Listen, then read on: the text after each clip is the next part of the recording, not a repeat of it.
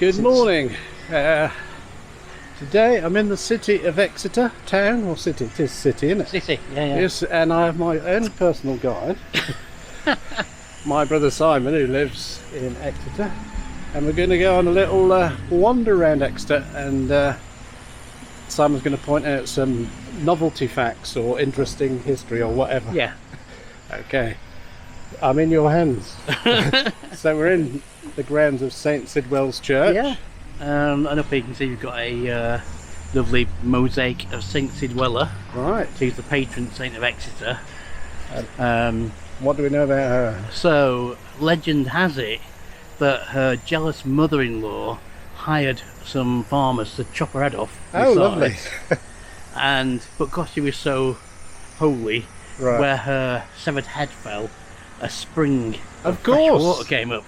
Yeah, and as I discovered yesterday, that's very common in lots of lots of other legends. Yeah. Right. So she was local to Exeter, was she? Yeah. That's why she's remembered here. So the St Sidwell's area is pretty much just outside the old Roman walls. Okay. And Exeter City's football team is called the Grecians. And that's because they were based in St Sidwell's. Oh, right. And like never trust a Greek bearing gifts, people from St Sidwell's used to hang around the city gates and duff up people who are coming out of lovely. It's always been a bit of a rough area. It's like a community garden down here. Okay. And that kind of hole there, what didn't used to be there pre-World War II, Okay. it was caused by the Luftwaffe, who demolished the original St Sidwell's church, which we can see on our little information board here. And in the 50s they rebuilt this church on the same spot, which is now a community centre and housing. But it has got a little chapel on one end. Right, okay. So, so that's not the ancient building, obviously, because it's brick, but there was an ancient building There here. was, yeah. There was, Luftwaffe. yeah. Redesigned. Yeah, redesigned with explosive With aggression. With aggression, yeah. Like lots of Exeter, it was aggressively designed by Luftwaffe. We've got some trees planted here, Sidwell's little orchard, quince, apple and pear trees. Oh, sounds very And nice. Anything I know about quince, it's mentioned in the Owl and the Pussycat, I don't think. Yeah, they make quince jam things, I've had some of it and it's quite nice. Oh, okay. Yeah. That's right. So that's a little baby orchard that's coming there. Just behind us here is the resting place of Dr. Peter Hennis. He was a doctor. He worked really hard in the Exeter cholera outbreak and saved lots of lives. And then died on Haldon Racecourse, not far outside Exeter, in a duel. With a chap who I don't know what his chap's name was, but he was not a nice character. I think he was the last person to die in a duel. Oh, right. Okay. Yes, I'm glad that died out. It sounds like stuff of the stupid.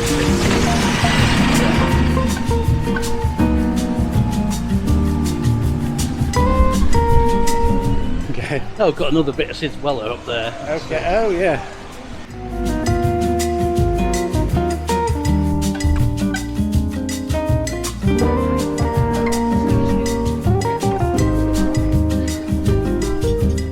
So this is Paris Street, now as you can see quite modern and developed, and it's thought that Paris Street used to be called Paradise Street, which was a good name because previous to that it was called Brook Street. So not surprisingly, at some point someone thought that's probably not too good for tourism, is it?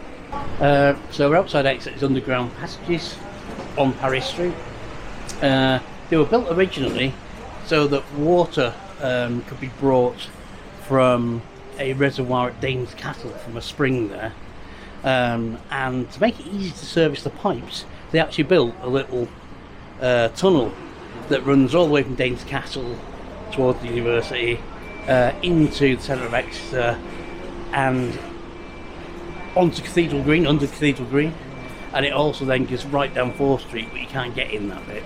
But if you are coming to Exeter, I would recommend going into the underground passages when they're open again. So did they do little tours? They do tours, yeah. You get to wear a hard hat and everything. And the tours are quite good, quite informative. And the guides are really good. You could ask them about the Luftwaffe's remodelling of Exeter, and they know quite a lot about that.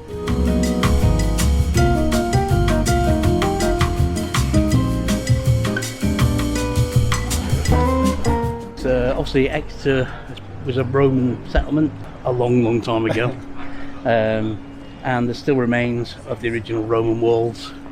As we'll see later on Cathedral Green, there's some remnants there as well, not always visible. The Roman walls actually lasted quite a long time.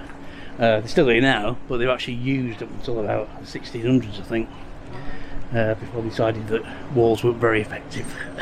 Does this have anything to do with Little Boy Blue? No. Oh. So this is the Blue Boy statue in Princess A, and it's got this little sign underneath.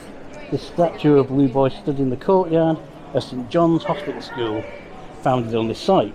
Now, it's not on this site because it's been moved a bit, because when they remodelled Princess A, this was probably about 200 metres that way, and actually facing that way. Okay. This wasn't remodelled by the Luftwaffe, by the way. This was remodelled by Exeter City Council and Land Securities. And he regularly has funny things on his head as well. Oh, so I put like googly eyes on him, people put scarves on him and hats and things, and bits of tinsel at Christmas. Yeah.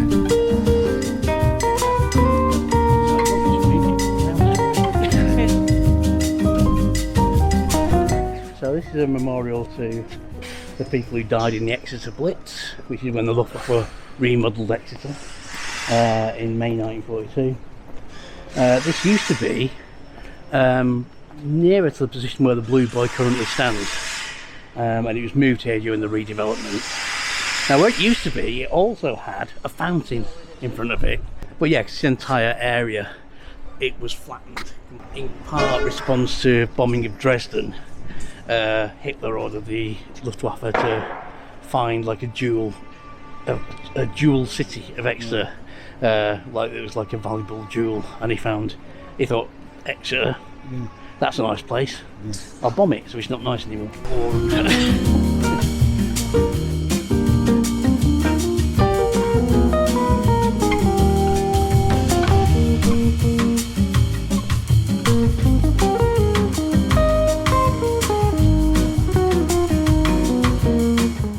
See, it's lovely green, isn't it? Beautiful green area. And if you look at the houses on this side, you'll see lots of lovely old buildings that actually used to be family homes at one point, and now are almost all estate agents and solicitors. And my mate Rob's got a computer company down here, Over Air, if you ever need your computer repairing. However, on the green bit, during the Civil War, there was a thing called the Judge Jeffreys Assizes, and basically lots of people were found to be traitorous and things, and this entire area, the trees were pretty much covered in fruit made with dead people, so people hung up, and bits of people from being hung, drawn and quartered.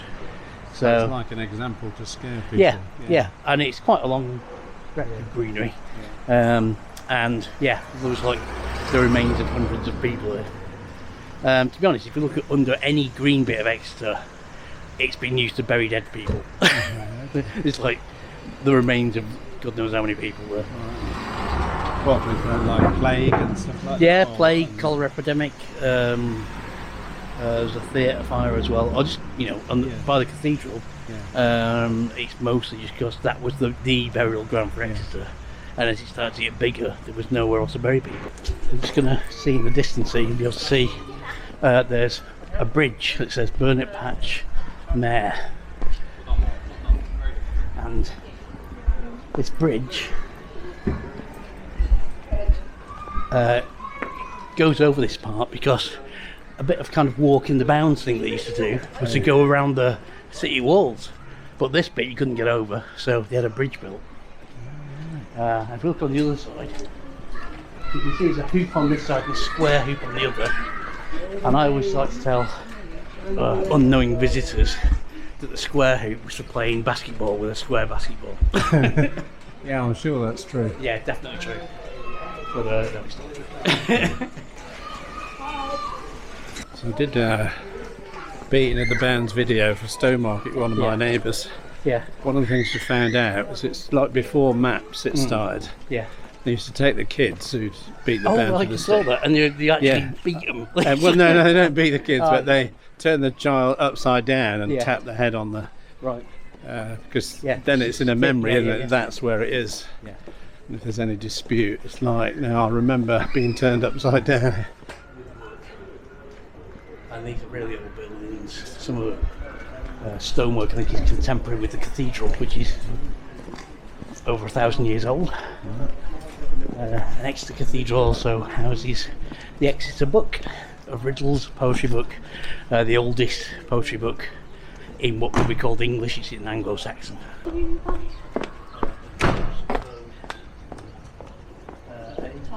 Non-COVID, you can open the door and go in a bit. Usually get quite far before someone tells you to get off my yard.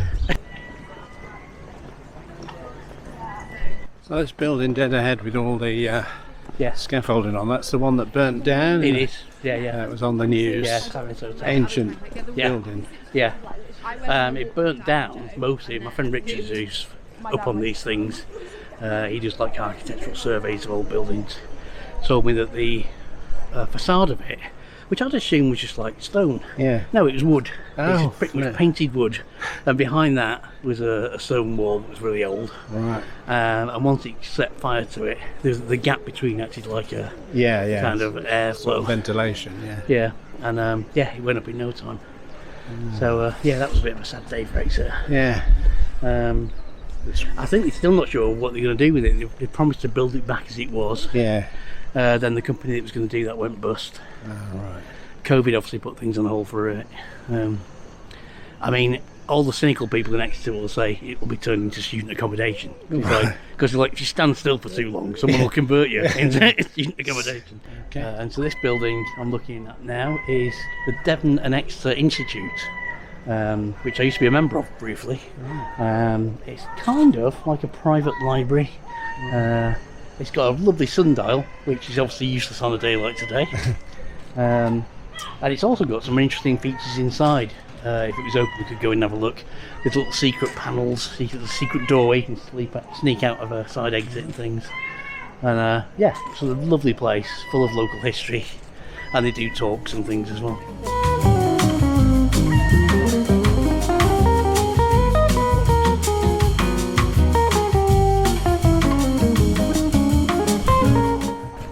Also, this is more or less where Exeter's Red Coat guided tours start from. They're free, and they do go all sorts of places. Right. So it's where I learned a lot of this stuff that I'm Okay. talking about. So they're just in the summer, presumably. Well, yeah, usually. It used to be kind of year-round, depending on the weather, Right. but more so in the summer, yeah. Obviously under COVID. Yeah. I think they've only recently started up again. Right. Okay. But they've got some really good guides who are multilingual and things, which is very useful. Can't beat being bifocal. But Oh, it's the longest vaulted arch in Europe, apparently. Oh, the ceiling. Yeah. Right. Okay. And you can do tours up there as well. They do, well, in normal times.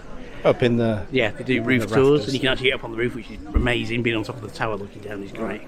And you can actually go for a wander around the bell tower and look at the longest vaulted roof in Europe. You know about Richard Hutcher? Yeah, he's the father of John Lee Hooker, who invented the blues. No, he's not. He was a academic, I think. I think he was a writer and a scientist and a musician and generally all-round Renaissance kind of bloke. I think I showed you this last time we were down, Don. There was some skeletons in a basement. Do you remember? Yeah. When we first came down. That's in the basement of a pub, isn't it? Yeah, there used to be a pub here called the Wells Tavern, Yeah. which was really old, part of the old Clarence Hotel, owned by the same company. And obviously it went up in fire, so you can't get down to look at the skeletons anymore. There were two skeletons apparently mixed together. I always thought it was one, but apparently there was two of them. And there's like all kind of ghostly myths and things, and next to the little St Martin's Church there. About, what was it, 17 years ago, I saw Jello Biafra from the Dead Kennedys doing some poetry at the Phoenix. Exeter Phoenix is like a venue. And the first thing he said when he came on stage is, "You must be very religious here, because there's like loads of churches everywhere." And I hadn't thought of it before now, but he's right. You've got the cathedral there, and surrounding it are at least 3 or 4 churches. Well, if you can't make it the 5 yards across the I think it comes from when it was a legal requirement to attend church. Yeah. And also I think, I don't know about here, but certainly in some places, employers or rich people built churches to kind of leave a name behind. Yeah. That's And, definitely true in like rural bits around. It's like Powderham's got its own church. Yeah. And that was just like originally like a family chapel.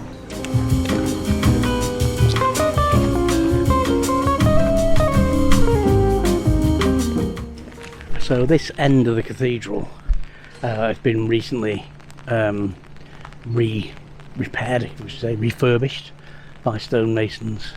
I think we thought some more work to do on it, but it's a lot better than it was. A lot of this is damaged from World War II. A bit of the cathedral was actually destroyed and rebuilt, and a lot of this was damaged. I know in the recent restorations they found that far from looking like this, originally these figures were all painted in bright, amazing, garish colours, which kind of reminds me of some kind of Hindu temple or something rather than a C of E cathedral.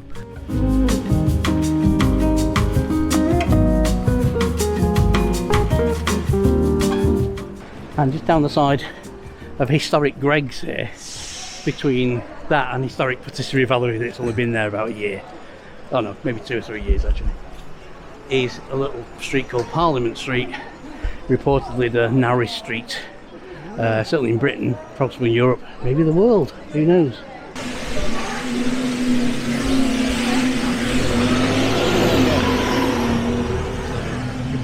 Believed to be the narrowest street in the world, and width 25 inches to 40 inches. So if I were to walk down it, it's really good if you film it as well, you get to see. Oh, you can walk down, yeah. Like I'm in a cave.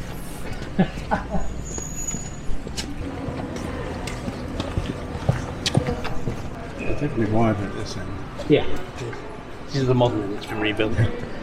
So it's the back of a pub that's been here for a long time, and originally called the Turk's Head, in a kind of, now you couldn't get away with it, bringing back a Turk's Head from the Crusades and sticking it on a pole outside your pub.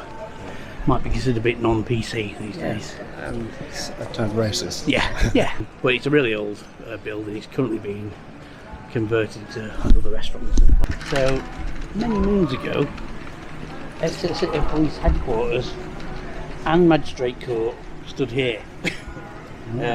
So behind Don, behind the camera, is the Guildhall, which is like the main place where they'd kind of dish out things, I think, and the police station. And the Magistrate's Court were here.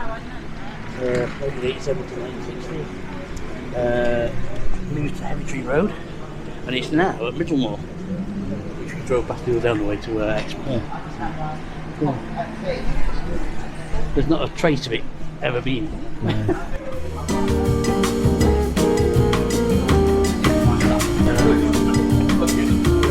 St Pancras.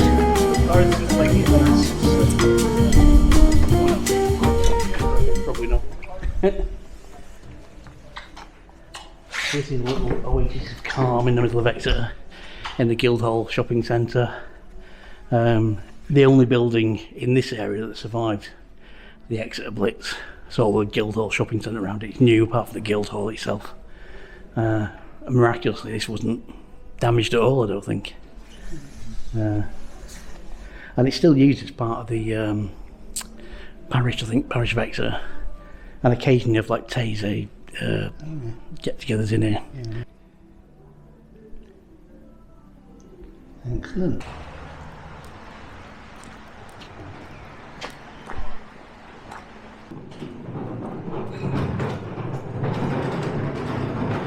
The Iron Bridge, which has been here since 1834, I think it was made in the Midlands, if I remember correctly.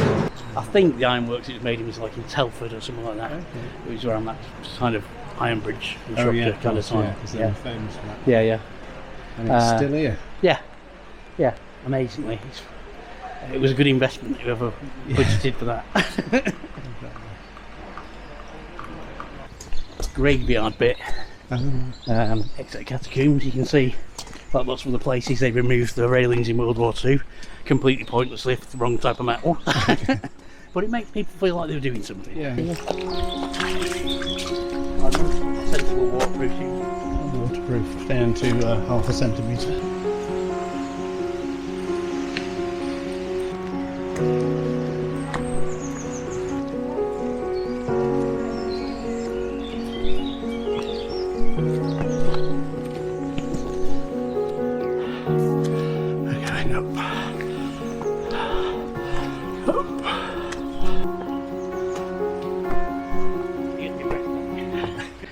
So the church in front of me, opposite the catacombs, is St Michael and All Angels, notable for having nesting peregrine falcons on it. There's a little webcam you can go on and watch as their parents bring back various dead things for their chicks to eat. The entrance to the catacombs, which if you come on a red coat tour guide, you can come in and actually have a look inside.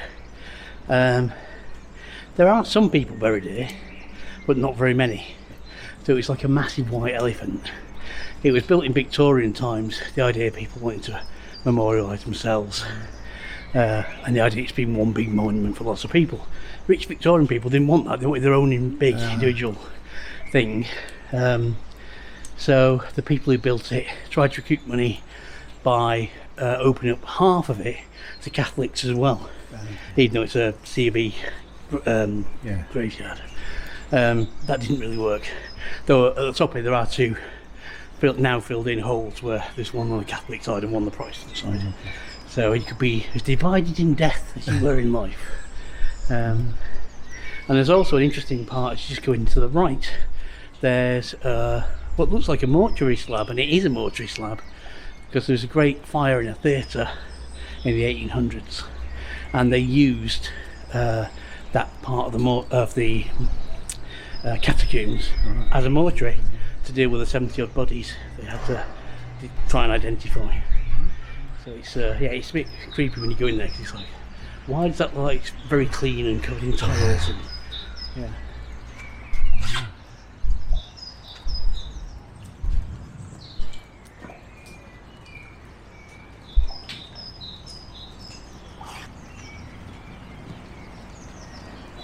so Exeter Phoenix used to be part of the university originally when it was built, and now it's an arts centre and venue.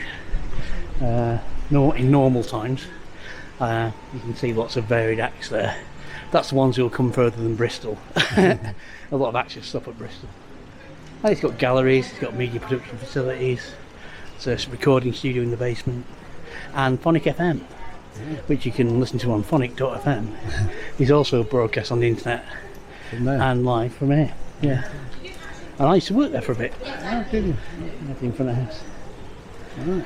And then in front of me you've got Gandy Street, which definitely has nothing to do with Harry Potter or Diagon Alley, no matter what the tourist information board tell me.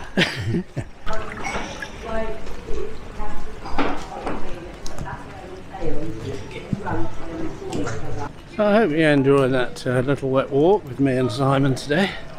I found it very informative. If you enjoyed the video, don't forget to give us a thumbs up on YouTube, and don't forget to click the red subscribe button and the bell icon to get notifications of new videos. And let's walk together soon.